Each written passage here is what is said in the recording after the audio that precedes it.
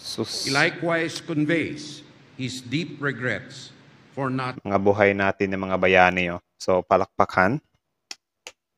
Marami. So, kumusta mga kanoise? Heto na, kakapasok lang. Grabe na to. Pinakita na ang Battalion Army ng Pilipinas sa Tarlac. So, alam nyo na, ito ay mensahe para sa China. No? Siyempre, Pilipino tayo. Meron din tayong karapatan na ipagmalaki or palagan kung sino man yung magtatangkang manakop sa atin. So ang bidyong ito ay mula kay Pinoy NZTV at syempre credits na rin sa RTVM So yun, kung trip niyo naman ganitong reaction video may kasama kayo manood, huwag niyo na rin kalimutang suportahan yung YouTube channel natin Filipino Easy. Like, comment, share, subscribe. So di na natin to patatagalin pa, baka agawin pa ng China. Again, ang title ng bidyong ito, grabe na to. Pinakita na ang batalyon ng Army ng Pilipinas sa Tarlac City. For sure, good news to para sa ating lahat So, tuloy. Nako, apakaganda. Magandang araw Apakaangas. kabayan. Panoorin at pakinggan po natin ang pahayag ng Pangulong Marcos Jr. through DND Secretary Gibo Teodoro sa nagdaang 127th Philippine Army Anniversary sa Camp O'Donnell. So, ito pala yung mensahe ni Pangulong Marcos na ipinabasa lang na ipinabasa niya kay Sir Gibo. Tuloy. Sa Tarlac City noong March 22, Yung sala 2024. dito. Ang bagong Pilipinas nga naman. God bless you mga sundalo ng bansa. Salamat sa panunood, kabayan. Yun. M. Galido and Mrs. Rina Galido, my colleagues, Secretary Antonio Ernesto F. Lagdameo Jr., Special Assistant to the President, Secretary Mark Leandro Mendoza. May subtitle dito sa baba. Ang Camp O'Donnell ay 250 hectares ang area. So, yan yung nilapagan ng mga military. Ganon kalawak yung lupang yan. Ang kampong yan, I mean. So, 250 hectares ang lawak.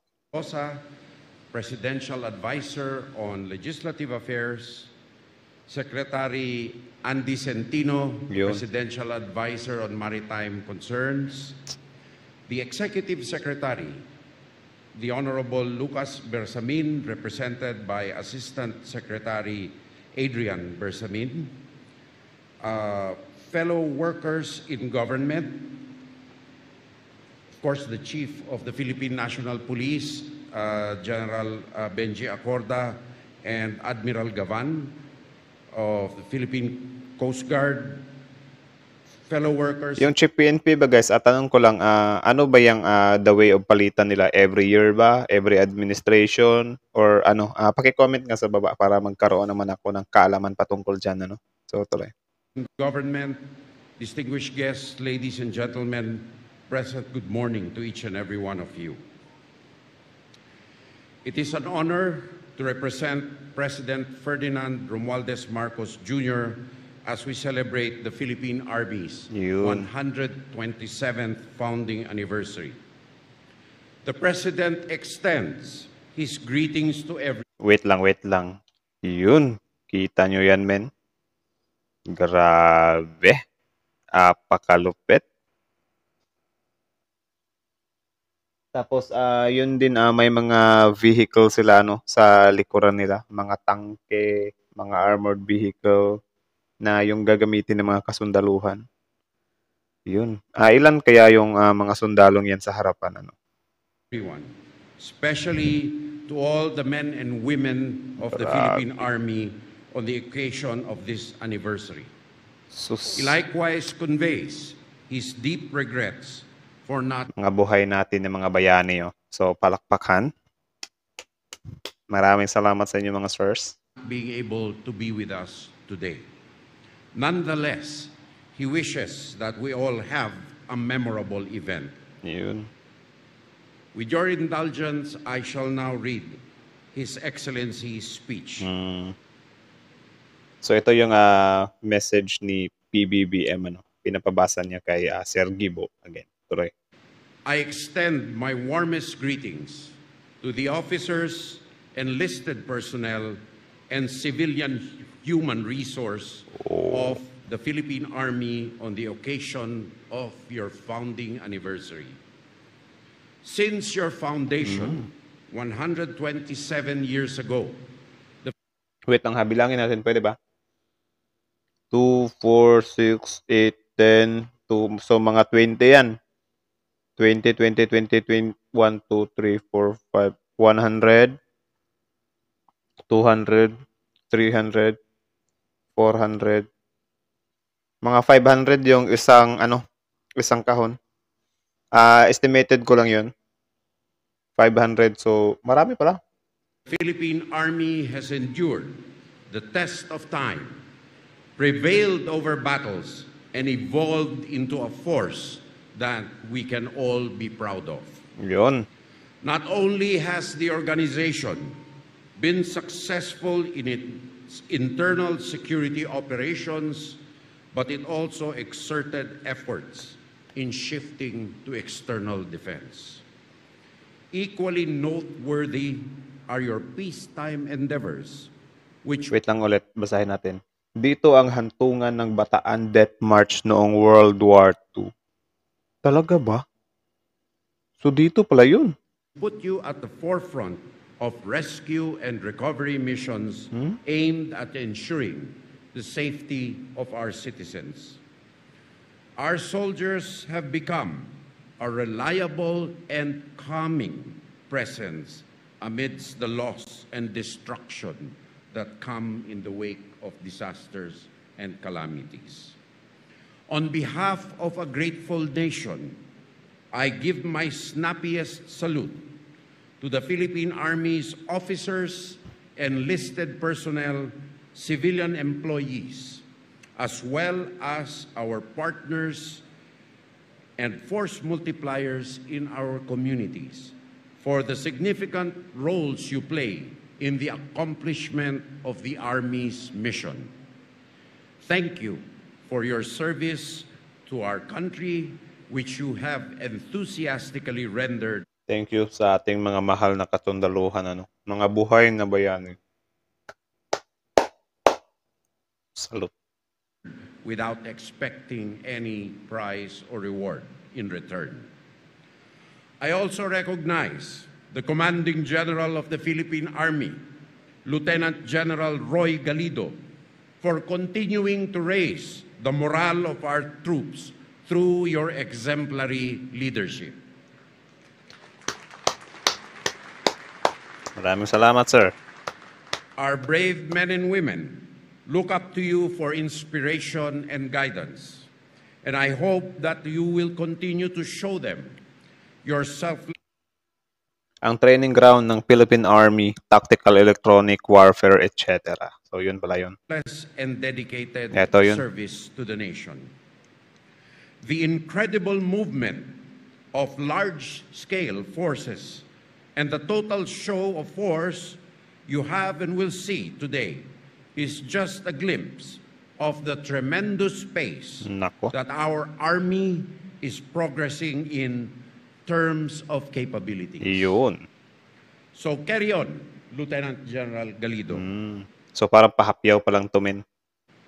As we march onward to the bagong Pilipinas that we aspire for, we need to transform our Army into a multi-mission ready, Yun, dapat lang. cross-domain, and capable force that can effectively thwart emerging threats to our country's stability Nako. and sovereignty. Hinahanda na talaga, Or yun nga, dapat talagang maghanda kasi sobrang dami ng threats para sa atin or sa bansa natin, men. That is why we continue to boost our Army's morale, efficiency, and responsiveness through continuous capacity building initiatives, rigorous training, and education activities, and other meritorious pursuits. Our ability to counter cyber threats Yun. is also of great importance. Given this emerging threat, I urge the Philippine Army to bolster its cybersecurity capabilities to keep up with the rapid technological advancements and help maintain the country's security and stability. Yun. I hope that you will adopt the lessons you have learned, the best practices you have gained from joint operations, and interactions. Yun, nabanggit din dito yung mga joint operations, ano. So, yun nga yung isa sa main reason kung bakit nagkakaroon ng mga joint operation para magkaroon or makadagdag ng mga ideya ba or mas lalo pang maano yung mga kasundaluhan natin maging advanced, 'di ba? So, good thing yun, goods yun, goods. With other major services of the AFP and our foreign defense counterparts. Yun. Let the time-honored creed of honor, patriotism, and duty be your guidepost in marching towards total victory Yun. as we create a bagong Pilipinas Bagong that mukha. prioritizes peace, progress, and stability.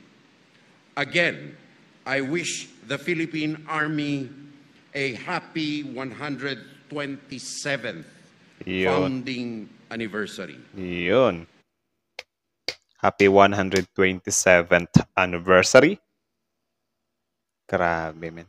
Iba din talaga. Sobrang lupet, sobrang wala akong masabi, men. Mabuhay ang hukbong katihan ng Pilipinas! Mabuhay! Mabuhay ang bagong Pilipinas! Mabuhay!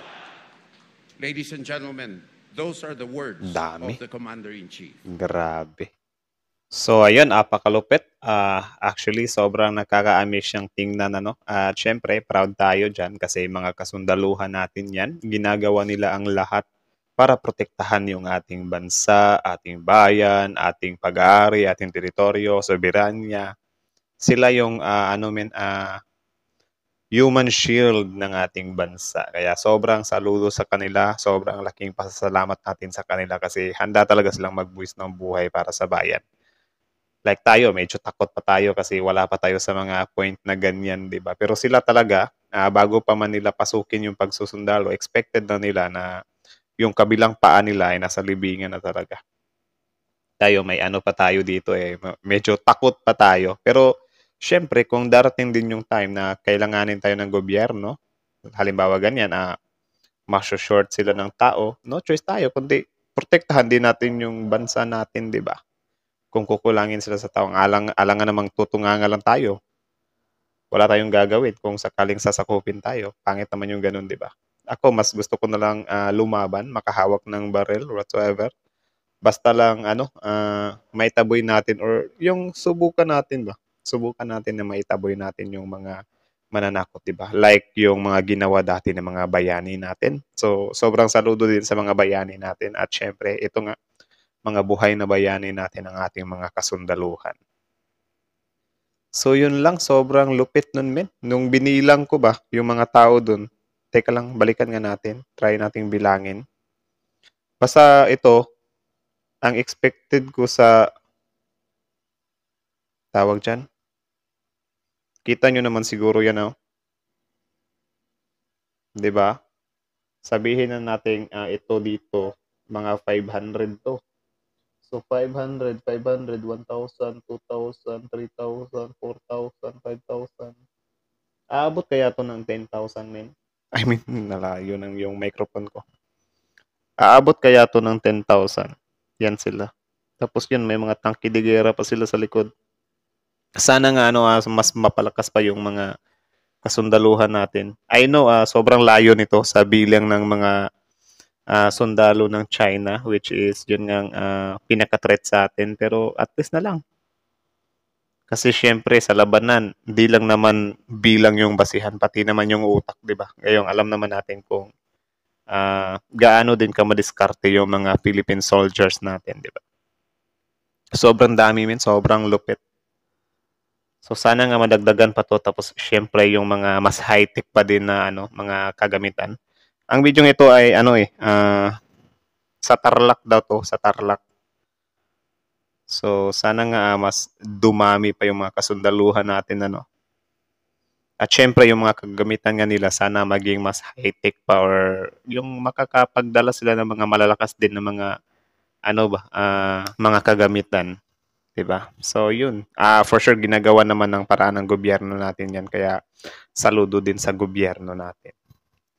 So, yun lang naman. Ang sarap panoorin. Ang sarap tingnan na ito, makikita din natin yung mga kasundaluhan natin. At least kapag ka nakita din to ng China, no, mapano din sila na, nako, itong Pilipinas, min, kahit maliit, naghahanda rin pala. Mukhang mas mahihirapan tayo nito, ha? Something like that pa. So, yun lang naman. Kayo, ano masasabi nyo sa mga kasundaluhan natin? Comment down below. Tapos yun, pag-usapan natin yan sa comment section. So, again, RTVM, credits at syempre kay Pinoy NZTV. At syempre, bago nyo iwan yung channel natin, huwag nyo kalimutang i-subscribe, i-click ang notification bell at mag-iwan ng like sa video ito. So, yun lang muna sa ngayon guys. Filipino is out.